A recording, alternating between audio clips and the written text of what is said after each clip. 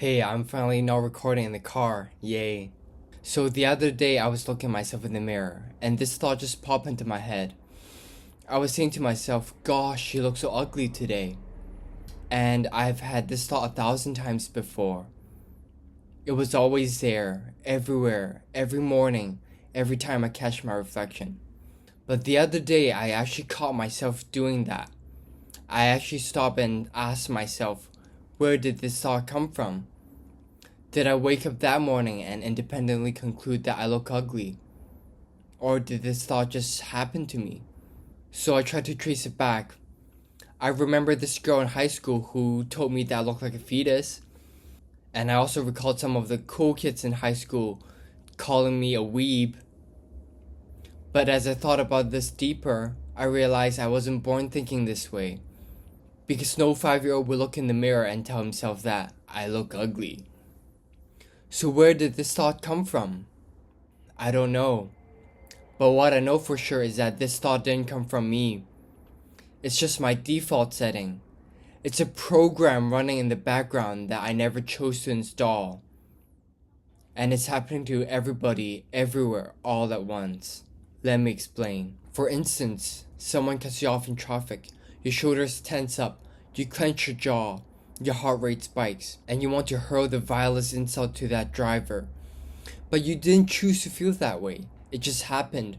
Or when you're scrolling on Instagram and you see some controversial rage bait content, you feel the adrenaline pumping through your veins. Your fingers are already typing a response before you even thought about whether you actually care about that topic or not.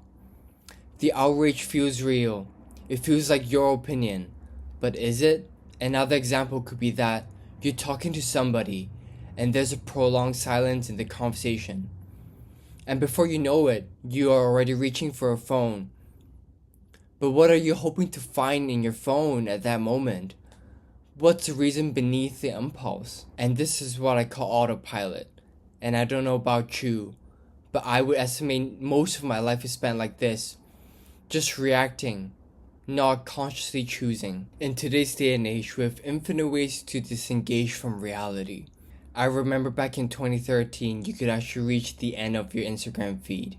Like you would scroll for a little bit and you would just stop. It would just end. You'd seen everything.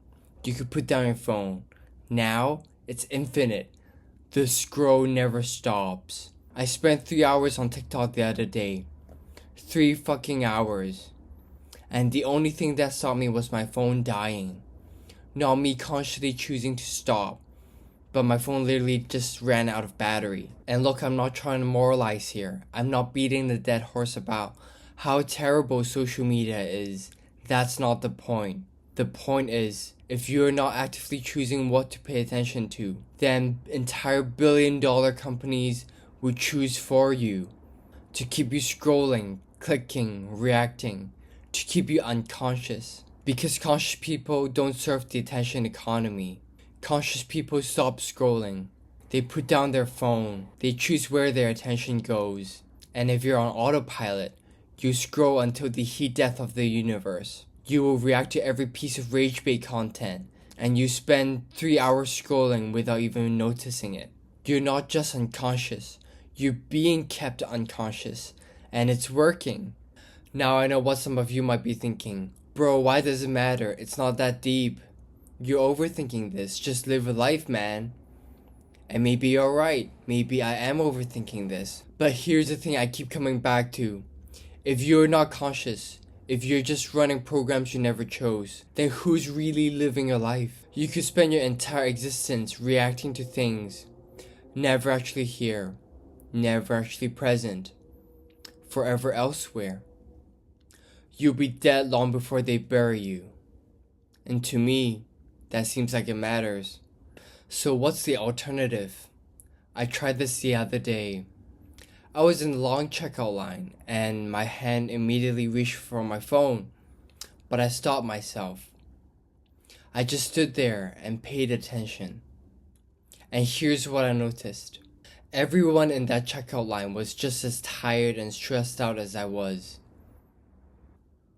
We weren't so different from each other. We were all just trying to get home, all just going through it. That's it. That's what I noticed. Nothing profound, nothing groundbreaking. But I was actually there. I was present, even if it's just for a few minutes. So next time you're in a long checkout line or stuck in traffic or just waiting for the doctor's appointment, I invite you to try this. Put your phone away. Just pay attention. Notice what's around you. You might notice something interesting, or you might not, but at least you'll be there. Look, I'm not trying to act like I'm some sort of enlightened being who's present 24/7. I'm not. Because it's hard, it's exhausting. I constantly slip back to autopilot mode. But I would rather pay attention to the mundane than live my life unexamined, like a zombie, dead and unconscious. This is going to be a task of a lifetime. I'm no guru. I'm still figuring this out. And maybe that's the point. Maybe noticing that you're on autopilot is the first step to waking up.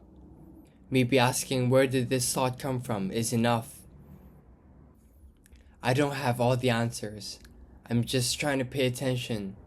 Just trying to be here. That's all I got.